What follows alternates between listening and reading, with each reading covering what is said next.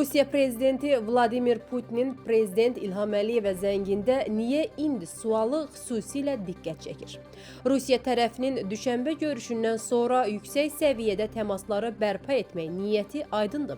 Lakin bu zəngin indi edilməsi Moskvanın məqsədinə dair müəyyən təxminlər yaradır. Birincisi, Əliyevin Qazaxıstan səfərindən qaynaqlanan amildir. Prezident İlham Əliyevin Tokayevlə görüşündə Azal təyyarəsinin vurulması ilə bağlı istintaqın da müzakirə edildiyi istisna edilməməlidir.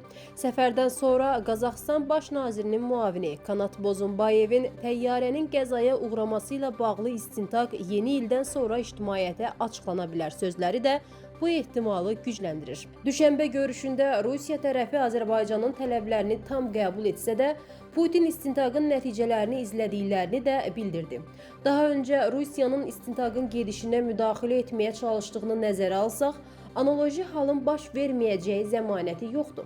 Bu baxımdan Bakı Moskvanın vədini qəbul etsə belə, istintaqın ədalətli aparılması məsələsində Astana ilə təmasları da sıxlaşdırıb. Görünür, Moskvada düşənbədə verilən vədlərə, kompensasiyanın ödənilməsi və günahkarların cəzalandırılacağı məsələsinə sadiq olduqlarını Bakıya çatdırmaq zərurətini hiss ediblər.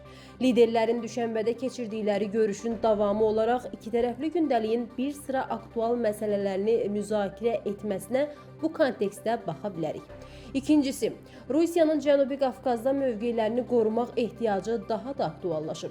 Putinin Əliyevə zəngi Trumpla baş tutmayan görüşü və Amerika Birləşmiş Ştatlarının Rusiyaya qarşı enerji sanksiyaları fonunda reallaşır. Bu situasiyada Rusiya bir tərəfdən Ukraynadakı müharibədə üstünlük qazanmaq uğrunda mübarizə aparmalı, digər tərəfdən müxtəlif coğrafiyalarda, xüsusilə postsovet məkanında mövqelərini qorumalı olacaq. Cənubi Qafqaz ən önəmli region hesab oluna bilər. TRIP layihəsi ilə Zəngəzur dəhlizinə nəzarət imkanı əldə edən Amerika Birləşmiş Ştatları regionda praktiki üstünlük imkanı qazanıb.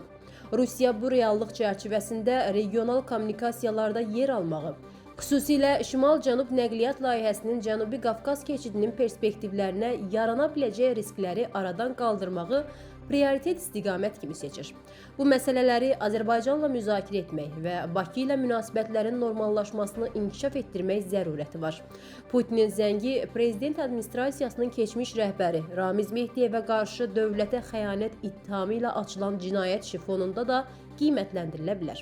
Bu müzakirələr Azərbaycan ictimaiyyətində onsuz da müsbət qarşılanmayan Rusiyaya qarşı əhval-ruhiyyəni iki qat pisləşdirib. Putinin zəngində Mehdiyev məsələsi müzakirə mövzusu deyil, lakin Moskva Azərbaycanla iki tərəfli münasibətləri liderlər səviyyəsində gündəmə gətirməklə ictimai rəyə müsbət impulslar ötürmək gedişi edir.